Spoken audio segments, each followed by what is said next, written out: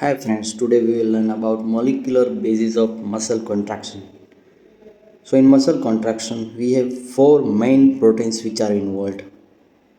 One is myosin, other is actin.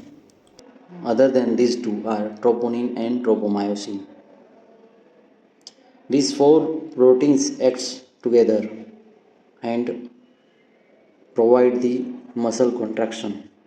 So what happens here? There is myosin head binding site over the actin, and on myosin there is myosin head present.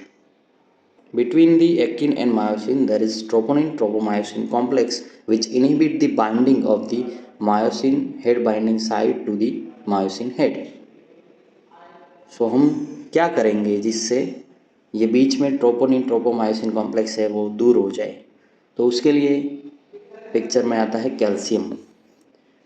When calcium enters into the sarcoplasm and attaches to the troponin, specifically troponin C, it causes a conformational change by which tropomyosin is removed from the site of myosin binding site.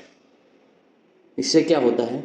Troponin tropomyosin complex बीच में ना होने के कारण myosin binding site पे जाके myosin head attach हो जाता है. ठीक है.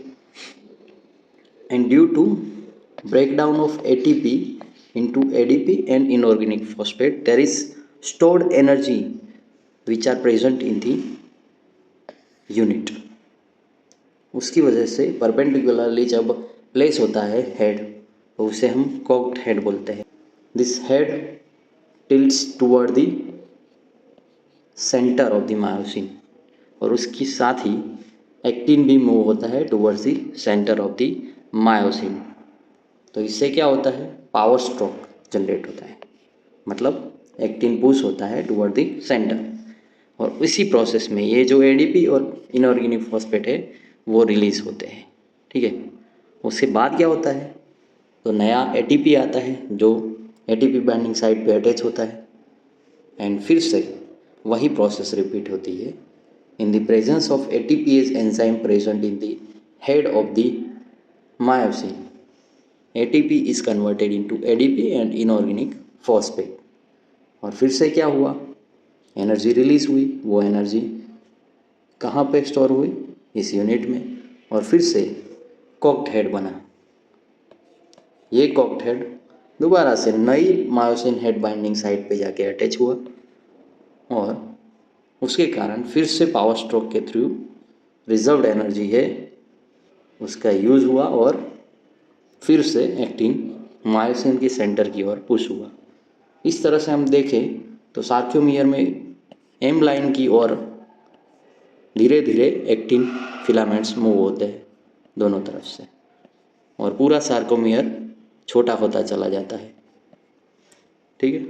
The length of sarcomere shortens in this manner और ये पूरा मॉलिक्यूलर मैकेनिज्म है ऑफ द मसल कॉन्ट्रैक्शन जो देखने को मिलता है.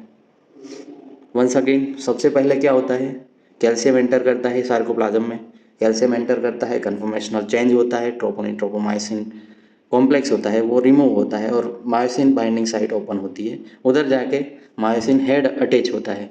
मायोसिन हेड अटैच होता है तब उसके अंदर जो स्टोर्ड एनर्जी होती है by the breakdown of ATP into ADP and inorganic phosphate वो एनर्जी का यूज़ करके वो टिल्ट होता है और एक्टिन को पुश करता है साथ में towards the centre, towards the M line.